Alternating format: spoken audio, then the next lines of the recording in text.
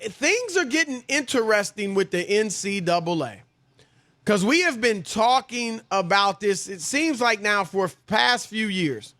And a change is coming one way or the other. And obviously there's been a lot of movement toward change already where players will be able to capitalize on their likenesses and their names and things like that, which I think is a great move. But players want more. Players want more. And you've got players in the Pac-12 who put out a list of demands in the Players Tribune. And remember, we talked about it a few weeks ago when this first came out. Rudy Carpenter we had on the air, and he's a former Division I player. He'll join us actually at the bottom of at the last hour, 9:30 p.m. Eastern, 6:30 Pacific, and he'll be able to give us the inside scoop. But the players have issued a list of demands through the Players Tribune, and they said if they don't get them, they will boycott and not play. And just a few of the demands, I mean, they want 50% of the conference revenue divided amongst the players. So if the Pac-12 football programs bring in, as a conference, bring in, say, $1 million, obviously it's a lot more than that, but $1 million, they want 500,000 of it divided amongst the players. They want 6 years of health care after they graduate. Which is more than they get in the NFL, Chris. Yeah, exactly. Think about that. We've talked about it. We wish the NFL players would push for some of that. And that is what's so interesting, Rob, is that these players, most of these guys won't make it to the NFL. Right. Only a handful of players. You know how many guys play college football? They don't even get a cup of coffee or a sweet roll in the NFL, Chris. They don't. Yep. And they're standing up and making these demands. And also some COVID protections, obviously, which they clearly should get. So that's it in a nutshell. There's like 17 demands. We won't go through every single one of them. But what is your general thought? Do you like the audacity, the ambition of the players, or do you think they're overreaching? No, I love it. In the climate we're in the world which is ever-changing, Chris, and maybe people feel a little guilty, whatever you want to use as the term, right? Some of these corporations, some of these organizations on the way that they've treated black people, and there's an opportunity for some of these players to get something. And I think they're going for it. And when you're in negotiations, nothing is ridiculous. You ask for the moon and you hope they give you the stars, Chris. That's what you ask for. Right. You don't ask for minimal. If you ask for minimal, they'll give you, it's always going to be less than what you ask for, right? Always. Right. So ask for the moon. I get it. You and I asked for the moon when we started the shows. We got some tree leaves. Exactly. Not quite the stars, some tree leaves. That's all we got. No, actually, we did pretty well. But we did all right. We're not complaining. Yes, but you know what I mean, right? So I get it. I think the movement and the time is what's important, Chris. That this maybe wouldn't play a few years ago. You remember the players at Northwestern tried to organize. That was struck down by a court. You know, there were some players who were really into it. Others were lukewarm. This seems to me like to be the real deal because it's organized. They have specific demands, not just making like, well, we want a cut of the pie. No, they're telling you what they want, exactly what they want. Well, one thing I really like is one of their demands is that 2% of conference revenues would be directed by the players to support financial aid for low-income black students and community initiatives and development programs and things like that. And I got to be honest, Rob, I think that's awesome because when I went to college and I was fortunate not to be in this situation, but several of the black students, a lot of the black students, and I went to Oberlin College. Right. A lot of the black students, every semester, it was a concern financially. They were always in the bursar's office and all the offices they needed to be in, figuring out their money. And it was dire for a lot of them. Right. And so I'm sure it's that way throughout the country. And so I think something like that would be tremendous. I salute the players for asking for that. But, Rob, what I think is going on is, and I got to be honest, even some of what is possible has even, like, my horizons have been broadened, because I think a lot of people are seeing that a real sea change could be afoot. And I agree with that. I don't think that it's as far-fetched as people would want to make it out, not given the stakes, Chris, and what's involved. If they shut it down, how much revenue will be lost by these universities and not recovered? I mean, they have some clout. Don't act like they don't. I know there was a guy in the San Diego Union wrote a column basically, tell the players to take it or leave it, or that approach. Right. That sounds good. You can stick your chest out. And, Chris, that might have worked before. I don't know if that's working right now. No, I hear you. And I read it, too. It was a good column. I'd love to get him on. Maybe we can get him on. But, he made some good points, but he missed a little bit, too. And it's interesting. One thing they cited, there's an article by a group of professors led by Drexel University. And some people, a professor in the College of Business at Drexel, which is in Philadelphia. And, Rob, they said, here's one thing they write. They talk about, here's the title of it, how the NCAA's empire robs predominantly black athletes of billions in generational wealth. And they say, they're really saying how according to them in their studies, and these are intelligent people, they say that the average football player in a Power 5 conference, if he were paid according to, what he generates, the average player, not the superstar, not necessarily the starters, the average player, over 4 years of his scholarship, it would be worth $1.3 million. Which is a lot more than the 4 years of paid tuition. Yes. And even there, Chris. 4 years, about $300,000 at a top school. At a top school. And even then, and I'm not, when the schools have classes with the football and basketball players, to mix in another player or two in a class ain't nearly the same, Chris, financially. Like on the ledger, you might say that that's worth $300,000. But do you know what I mean by adding another kid or two in classes that are already established and already have 30 or 50 students? It's not the same Especially value. when you're making, according to this, $1 million. That's what I'm saying, right? You're profiting $1 million. You paid for him for $300 million.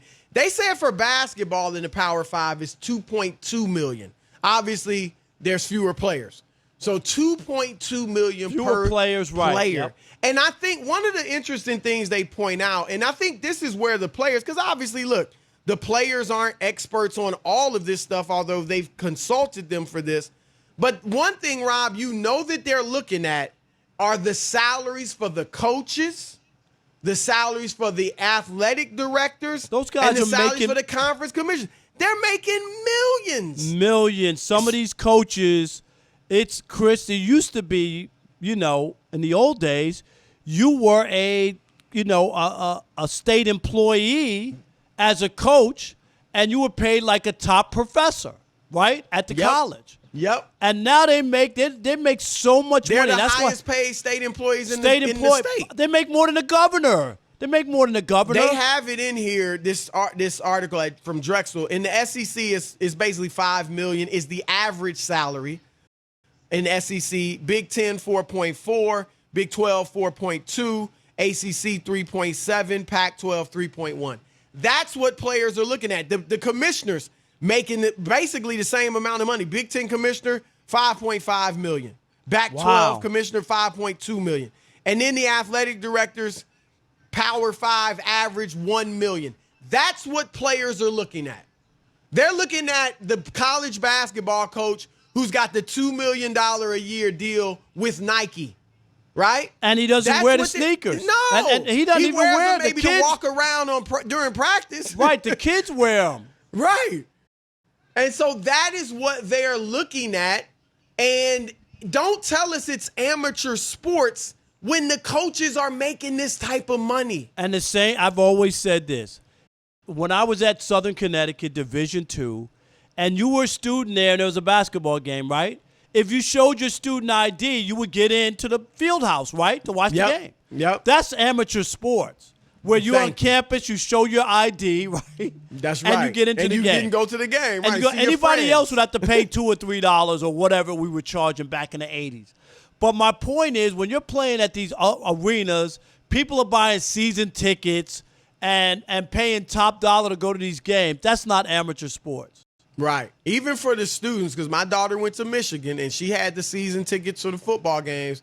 And it's, you get a nice little student discount, but it's still hundreds of dollars that you have to pay. So, no, you're absolutely right on that. All right, let's see what you guys think. 877-99 on Fox, 877-996-6369.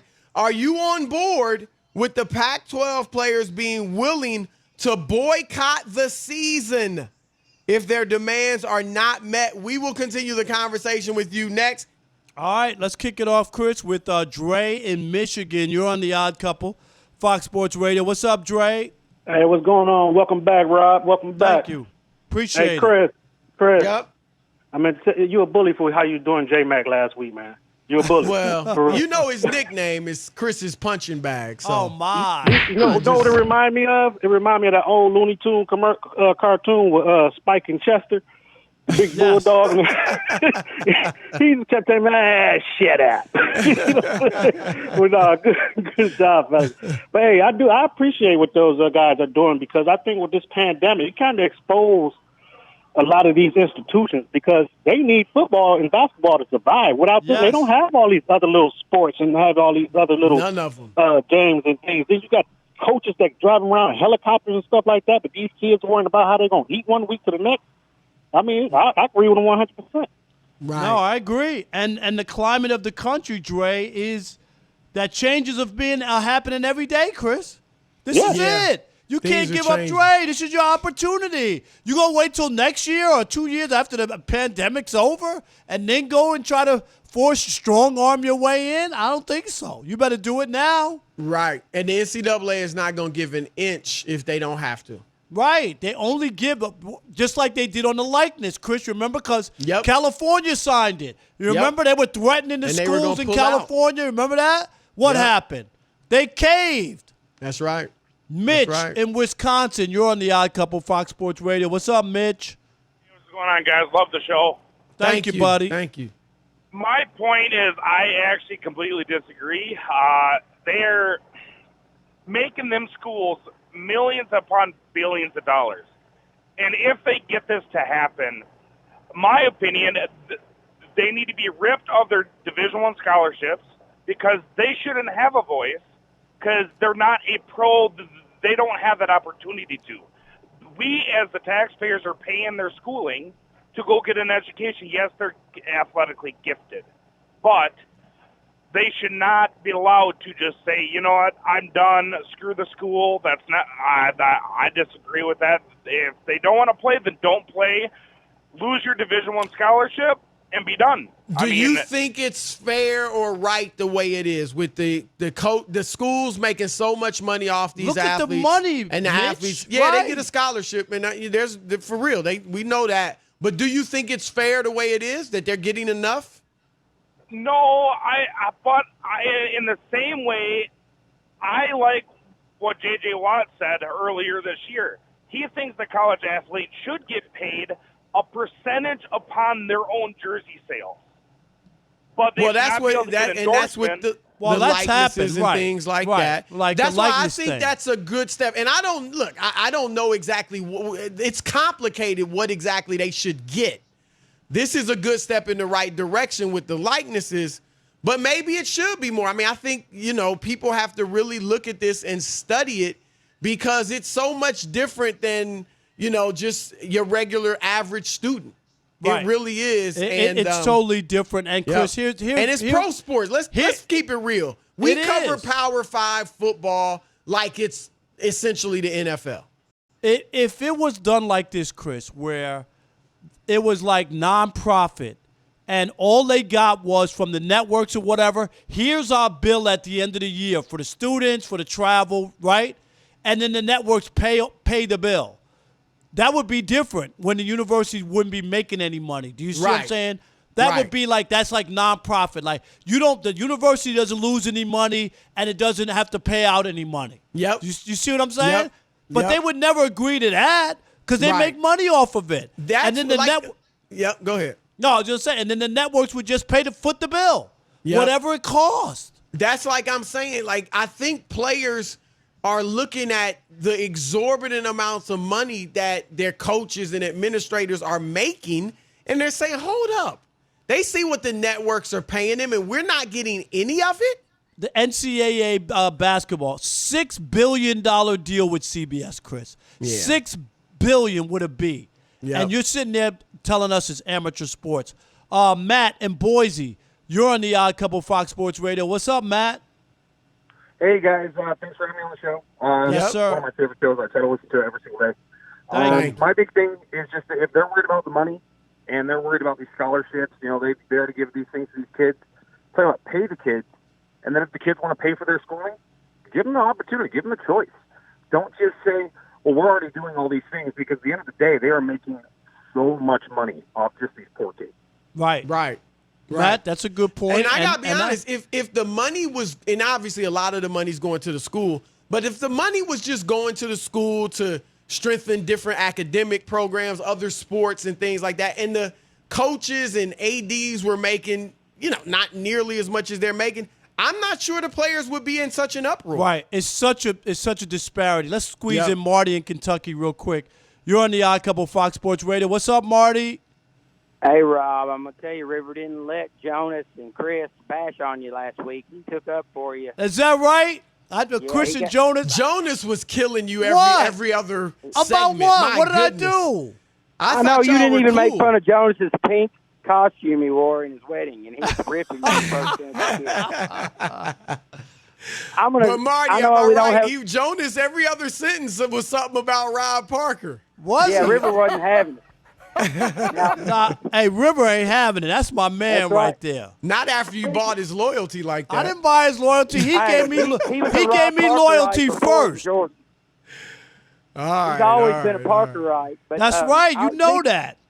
Speaking of Marty. River, I tell River right now that when you have, I teach him early, and he uses it against me sometimes, but when you have leverage, you got to know it, and you got to pull it. Right. And these players are seeing they have the leverage, and I don't blame them one bit for pulling. These guys can't even start a YouTube channel. I can have another kid can have a scholarship of some other type, and just say for academics. Right, like science or math or something, right. They can make all they want on their YouTube channel. Yep, but the players because you're an can't. athlete, you can't. 100%. And that makes no sense. They're college students, too. They're on full scholarship, right, in the science department or music department. Your likeness. That's your name. That's your likeness. Yep. If you made something of your name and your likeness, that's yours. That No doubt. That's right. Marty, All right, Marty, thanks. good call. Tell River I said what's up.